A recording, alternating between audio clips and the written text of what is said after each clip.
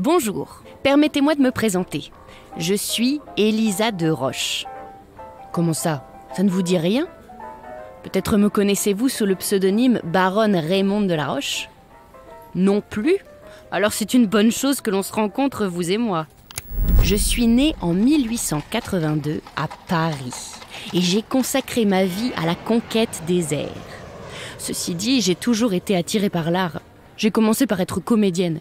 Et puis j'ai fait de la peinture et de la sculpture. Ah, et du sport automobile aussi.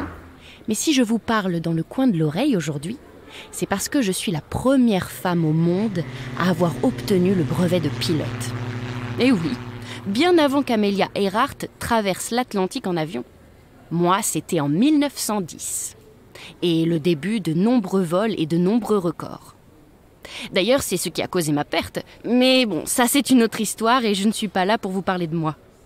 J'ai été choisie pour être votre guide à travers cette exposition exceptionnelle du hangar Y.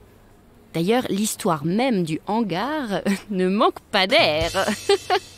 Retenez-moi, parce que j'en ai d'autres. Saviez-vous que c'est un ancien hangar à dirigeables qui a été construit en 1878 pour l'exposition universelle? Un an après, il devient la première base aéronef de l'armée de l'air.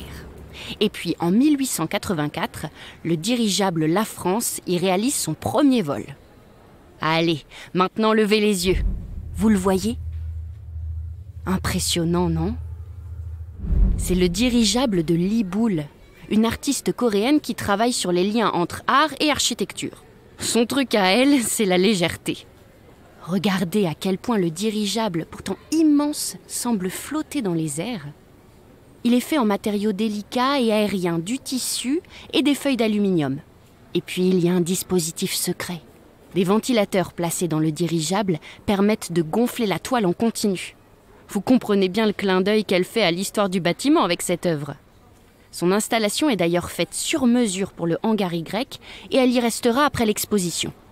Mais attention, tout n'est pas que poésie ici. C'est aussi une référence au drame d'Hindenburg de 1937. L'explosion d'un dirigeable allemand qui tua près de 30 personnes. La puissance et la fragilité mêlées.